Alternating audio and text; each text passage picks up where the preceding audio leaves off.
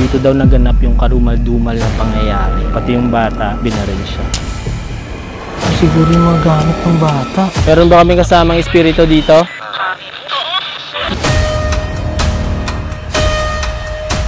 Hindi na natapos dahil sa alitan nila. Yung bata daw paglabas ng kwarto, tinumba.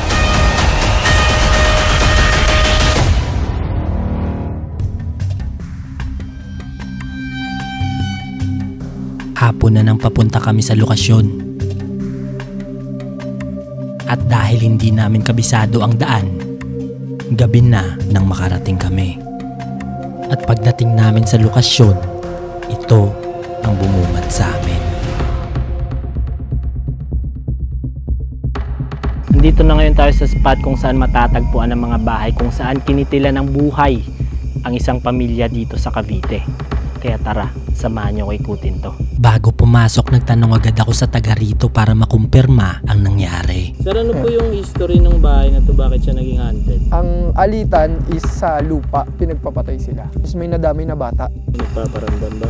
May naririnig sila na naguhugas ng 10 oras ng gabi. Pero wala namang linya ng tubig dun. May naririnig sila na nagtatapon ng mga gamit na parang nagwawala doon sa mga bahay. Nagsimula agad kami bago pa lumalim ang gabi. So guys, nandito na ngayon tayo sa bahay. Try natin tong unang bahay. Check muna natin kung anong meron sa loob. Dito daw naganap yung karumal-dumal na pangyayari. Kung saan yung dalawang pamilya nag-away sila dahil sa kinatitirikan nitong mga bahay na to. Pero yung pinaka-worst is nadamay pati yung bata. So pati yung bata, binaril siya. So ngayon, explore natin tong unang bahay. Check natin kung anong meron sa loob. So dito, wasak-wasak na siya guys. Wala na rin siyang pinto. Check natin dito sa loob kung anong meron. Naiwan pa dito ang mga gamit para sa pundasyon ng bahay nila. Ito siya sa loob guys. Problema dito, nakaharang yung para sa pundasyon. Pero hanap tayo ng ibang daan. Baka meron pang daanan dito. Dito sa kabila may nahanap kaming butas. Ito, check natin. Opo. Kaya chinek namin agad anong meron sa loob. Kapansin-pansin dito na hindi natapos ang paggawa sa ibang parte. Ano lang siya, hindi pa to na finishing eh. Hollow blocks pa lang siya. So ibig sabihin, hindi pa tapos yung paggawa. Nag-away-away na siguro sila dito. Sa tabi nito may nakita kaming isang maliit na kwarto at natagpuan namin dito ang iba pang gamit sa paghalo ng semento. Dito pa yung mga gamit nila. Yun oh. So ginagawa pa lang siguro to. Hindi na natapos dahil sa alitan nila. Nakakalungkot isipin na merong mga pamilyang nangarap ng bahay pero dito din pala sila babawian ng buhay. So check pa natin. So yung kung saan tayo pumasok kanina, ito siya guys. So siguro 2 kwarto to. Dumiretso pa kami sa loob para tingnan anong meron dito. OMG. So ito na yung sala nila. Sobrang liit lang. Isa't kalahating di pa siguro. So ganun lang siya. Tapos ito siguro yung mga ilalagay dapat sa poste. Kaso wala na, sira-sira na. Kailangan magdahan-dahan dahil may mga pako pa ang ibang parte nito. May mga pako pa guys. Kaya kailangan natin mag-iingat. Dito natagpuan namin ang kanilang kusina. Kitchen area nila. Oh, ito nga. Ito medyo malawak yung dining nila. So dyan tayo galing kanina. So ito yung mga nakaharang. Tapos ito yung banyo nila. Check natin. Pag-check ko sa banyo, ito ang nakita ko. Ito na yung mga bakal. Iniwan na dito yung mga bakal guys. Sobrang daming bakal ang naiwan sa loob. Pero nakakapagtaka dahil walang ni isa ang nagtangkang kumuha. Pa tayo sa kabila. Dito tayo. Tingnan natin yung labas. Lilipat na dapat kami nang may bigla kaming napansin dito. So ngayon guys, ito siya sa labas. Tapos dito, ito siguro yung parang terasa nila papunta dito sa pinto. Kasi may daanan dito. Tapos yan yung bahay nila. So,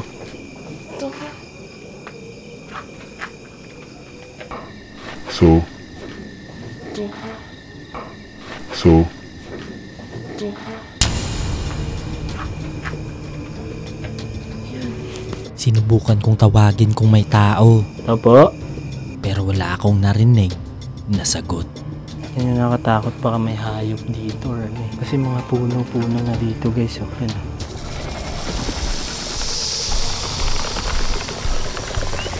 Dito medyo nag-iba na ang aming pakiramdam at hindi kami sigurado bakit kinikalabutan kami dito. Mga tayo balahibo ko.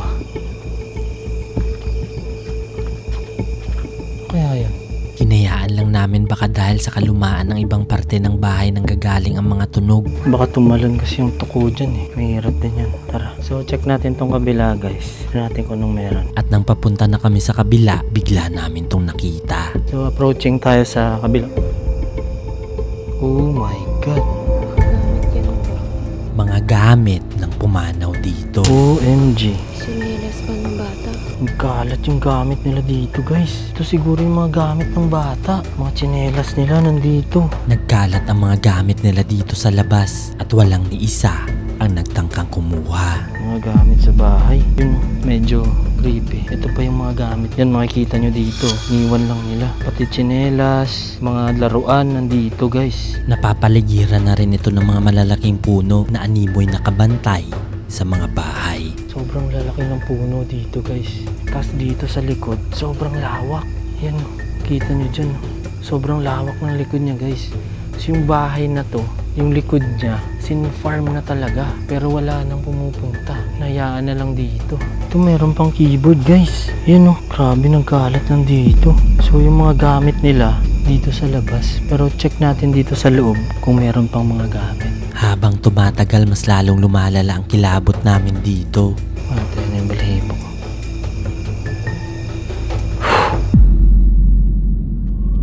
So, check natin tong loob. Tapos tingnan natin kung meron pa mga laman. Okay, tara. Sukin natin. Pagpasok sa loob, ito ang mga nakita ko. Oh my God. Oh, yung Christmas decor. So, nakapag-celebrate pa sila ng Christmas pala dito, guys. Nakakalungkot isipin na yun na siguro ang huling Pasko na magkakasama sila dito.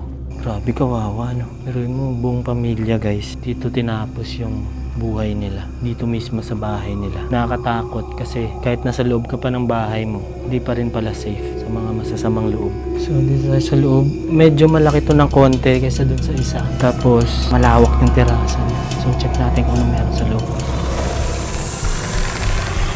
Nagsilaglagan ang ibang parte ng mga bintana nila na parang dinaanan ng dilubyo ang bahay na to. So hindi ko sure kung dito inano yung bata or sa kabila. Kasi wala na akong makitang kwarto dito. So feeling ko giniba na rin kasi yung mga hollow blocks niya sira-sira na rin. Pati ang bubong nito unti-unti na rin nabubulok ng panahon. Pati yung mga kahoy na nagga-guide sa bubong wala na rin, sira-sira na rin. Sa unang tingin animoy bahay lang ito na inabandona. Pero pagtingin namin sa taas, meron pa rin pala itong naiwang pakas ng trahedya. May bakas sa taas. Dito may mga bakas guys. Yan. Kulay pula siya. Sa taas. So nandito pa yung mga bakas. Gaging crispy dito guys. Habang nag-iimbestiga bigla kaming may narinig na kakaiba. Tapos yan lang yung mga gamit nila. Oh. Mga sablayan siguro to ng mga kung ano.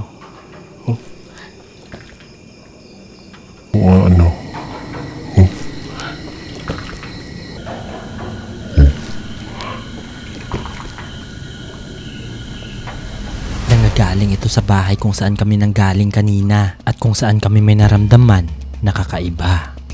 Narinig mo? Galing sa bubong. Di baka sa puno lang yun. Medyo tugma ito sa sinasabi ng taga rito na may naghahagis ng gamit paggabi. May naririnig sila na nagtatapon ng mga gamit na parang nagwawala doon sa mga bahay. Sa puno lang siguro. Nagpatuloy lang kami dahil baka mga sanga lang ito na nalalaglag sa puno. Pero iimbestigahan namin tumamaya kung aling tsore ang magtutugma sa sagot ng spirit box. So dito, sa labas, sa gitna lang nito, dito yung banyo siguro sira-sira na rin kasi dyan pa yung bowl nila eh. So yun guys, ganito lang siya dito. Pero ang creepy kasi wala na talagang pumupunta. Kasi yan yung puno. Medyo creepy yung puno guys. Check natin doon. Lilipat na dapat kami nang bigla kaming may narinig na kaluskos. Balik tayo sa loob. Dito. Kanina pa yan dyan Apo? At mas lalo kaming kinabahan dahil baka ahas ng bubungad sa aming paanan. Baka yung galing sa taas. So testing natin. Try natin mag-investigate kung may sasagap tayo ditong frequency. Pero baka dito yun galing. Laki ng puno eh. At maya-maya lang, bigla naming narinig to. Check natin kung may masasagap tayo dito. Parang iyak. Masasagap tayo dito. Masasagap tayo dito.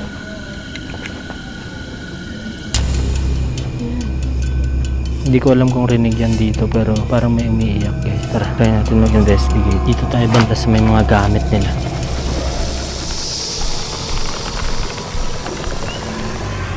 So guys, try natin mag-investigate dito kung meron tayong makukuhang frequency or masasagap tayo dito. So meron tayo ditong EMF and of course meron tayong spirit box. So try muna natin dito sa EMF kung meron siyang mapipick up. Umpisa pa lang pumapalo na agad ang EMF namin dito. Gagin dito yung bag. Dito siya malakas sa bag. At mas lalong lumalakas ito pag tinatapat namin sa bag ng bata. Yan, pumapalo siya dito. Meron ba kaming kasama dito? Putsang gala. Isa itong factor na baka may naiwang imprint dito ang dating may-ari ng gamit. Ibig sabihin, may naiwang enerhiya ang mga pumanaw dito dahil sa malagim nilang sinapit.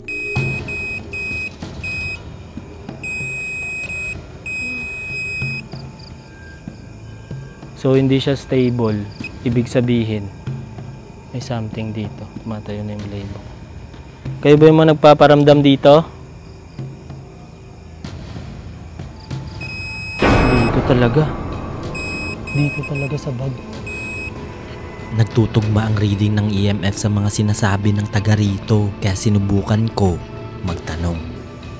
Kung nandito ka, pwede ka ba namin makausap gamit ang spirit box? Kung oo, paabutin mo hanggang pula tong dala naming EMF.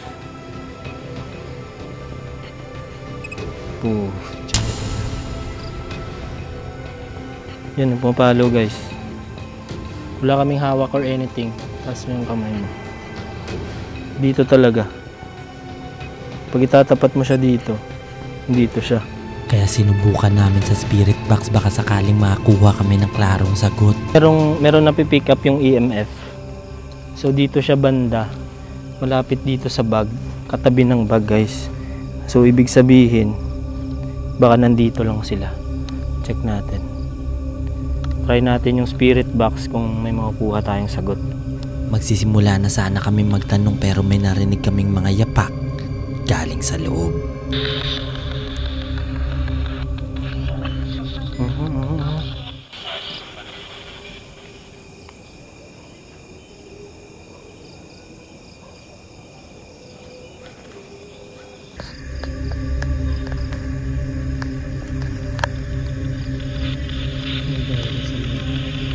Narinig ko kaya nga binidyohan ko kaagad eh.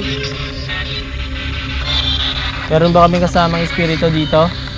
Unang tanong pa lang ito agad ang aming nakuha. Meron ba kami kasamang espiritu dito?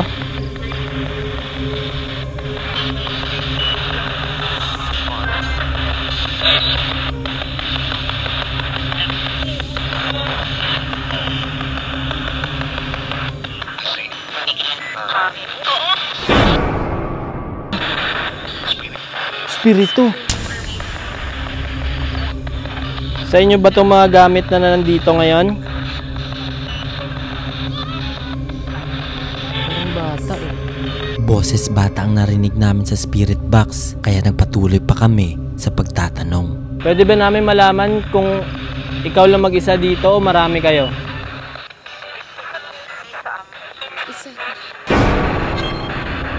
Isa.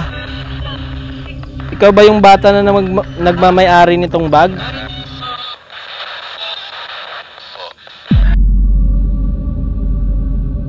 At nang tinanong namin kung pwede siyang ipagdasal, Gusto mo bang ipagdasal ka namin?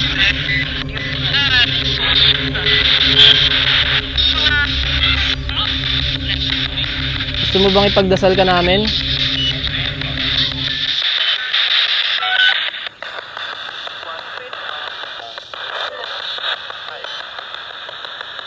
Hindi.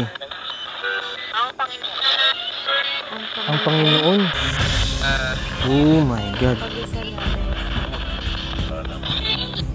Yun guys, feeling ko yun din yung gusto niya sabihin. Kasi yung last na sinabi niya, ang Panginoon. kaya nag-alay agad kami ng dasal. ano man ang sinapit ng pamilya sa mga bahay na ito, sana makamit na nila ang hustisya para malagay na sa tahimik ang kanilang kaluluwa.